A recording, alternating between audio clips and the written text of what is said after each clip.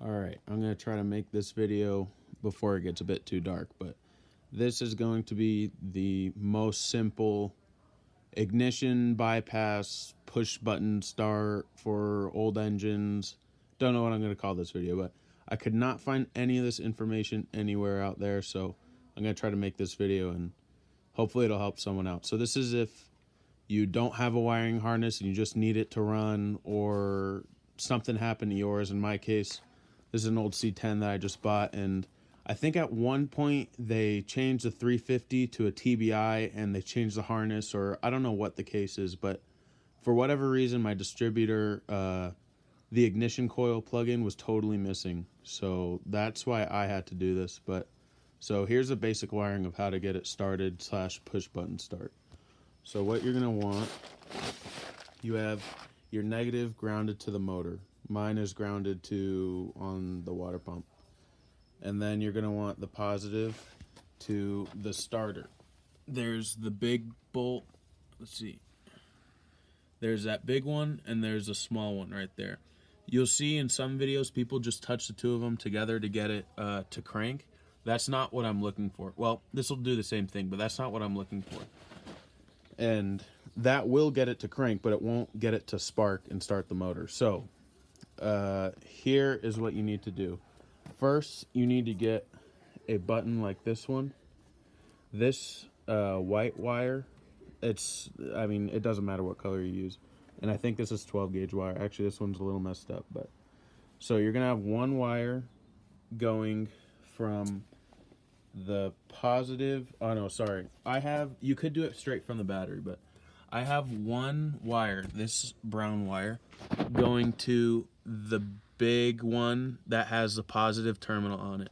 And then I have a second wire, this white one, that goes to the smaller bolt. It's hard to see, but I have one on each. So that will get this motor to crank.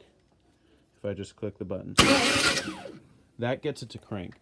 And a lot of people know that trick. You could touch a screwdriver from one end to the other and it'll get your motor to crank. But the problem is that you won't get spark unless your ignition is working. In my case, it wasn't working. So this is what you're gonna do for the button. That'll get it to crank. Then right here, you're gonna get a second button, or this is a switch actually. I have a yellow wire, for sake of this video, going to the battery. That one is gonna be positive going to the button. And then this other green wire, you're gonna have run to your distributor. This is for an HEI distributor with no ignition, like separate ignition coil. On the top of it, let's see, let me pull my phone out for a flashlight real quick. It's a little dark. On the top of this distributor, one side says tack and one side says bat on it. The bat is the spade that you need. So you need a 1/4 inch spade connector. And you're going to plug into that little connector right there. So that little spade right there. So you're going to go from the bat to the switch. And then the other line is going to go from the switch to the battery. You can also run a fuse, which I would do probably. Run a fuse from the battery to the switch. But now, to start the car, or to start the motor, you're going to flip this. This acts as your ignition. So now the ignition is on. I don't have gas hooked up, so I actually don't know if it's going to fire up for you right now. I put a little bit in there just a second ago. Actually, let me do this. So now the ignition is on. And now we're going to crank the motor, and it should fire.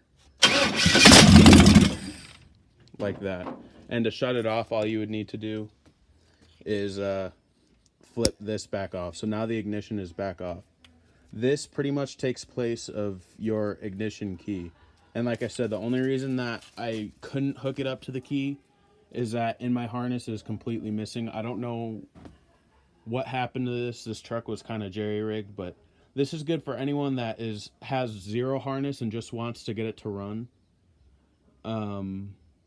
Or you just installed it, or same as me, someone just messed up your truck before, because it happens on all these old trucks. But yeah, so just a quick recap. You're gonna have a button to crank the motor, one end on the ignition side and one end of the positive side on the starter. And then you'll have a ground from the battery and a positive from the battery going to the starter.